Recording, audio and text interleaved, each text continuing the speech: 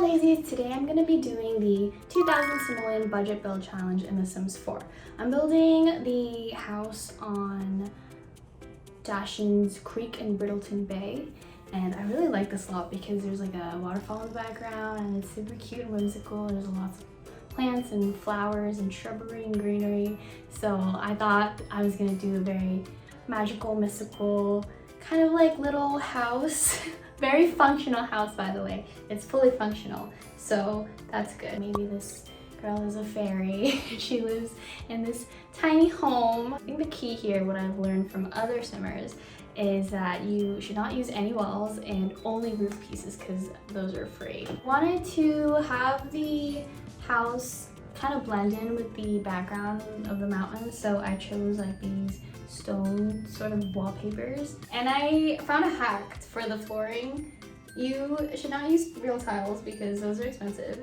Use Terrain Paint instead. And because I decided to go with like this rock mountain-esque type of build, it made sense for the floor to also be like a rock. And I could have used a couch for her to nap on every single time, but I wanted to be nice and give her an actual bed. So we have this cheaper bed, which is, I think, is like a camper bed, and it's not the cutest, but it works. It's better than no bed, right? At first I wanted the door to be inside, but I could not fit everything. To change stuff inside or move anything inside, I had to remove the roof pieces every single time, which was super annoying, but that's fine. We have a refrigerator, we have a counter, and we have a stove, so it is fully functioning for her to cook her little meals in. And the bathroom took some time, I'm gonna tell you, it took some time.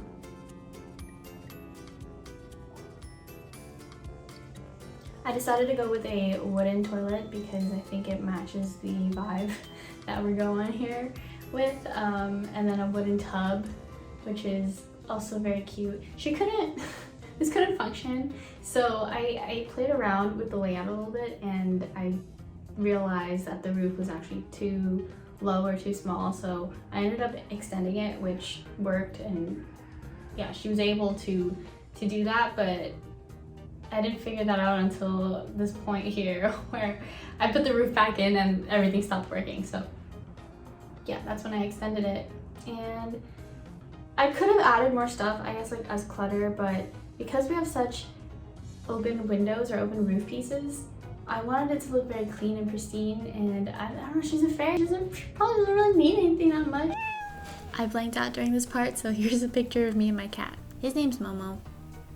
My absolute favorite part to do in The Sims is the landscaping. I love flowers and I love plants and trees, and just doing the landscaping was such a very soothing moment for me. And I realized very early on as I'm playing The Sims, I don't like to build very big houses.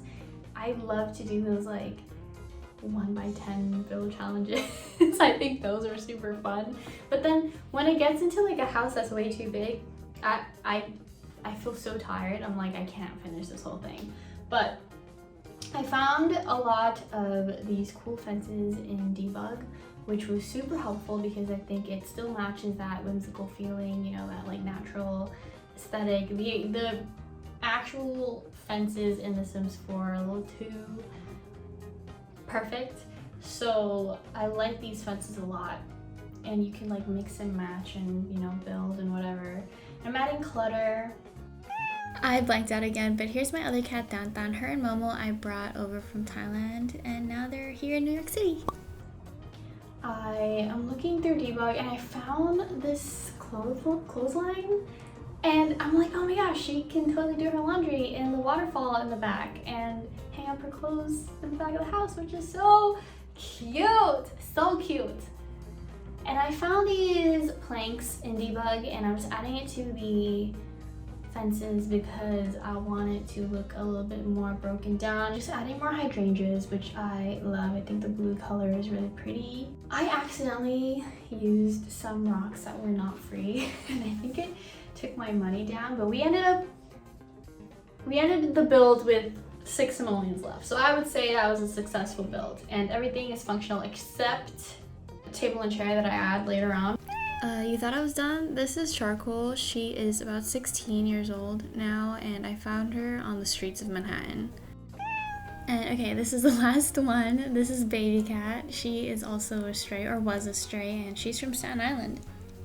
I have this pond that I decided to add, and I wanted to put fish in it, and I think that just made the whole lot so much prettier, because now she has an activity to do. She can do something in that pond.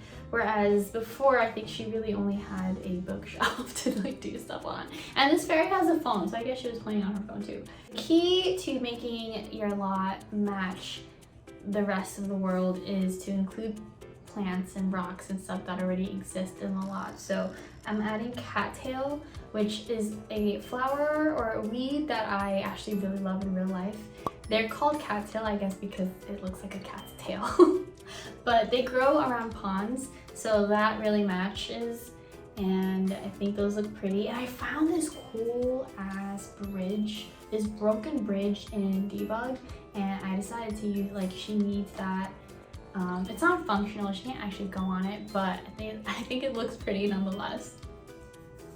Yeah, I'm just adding more stuff, and let me just say I really enjoyed this build. This whole thing was so pretty, and it just made me feel like I want to live here. I think I'm like a real life fairy without the wings and all the magic, because I absolutely love gardening. So here are some clips of me harvesting some wild onion in my backyard.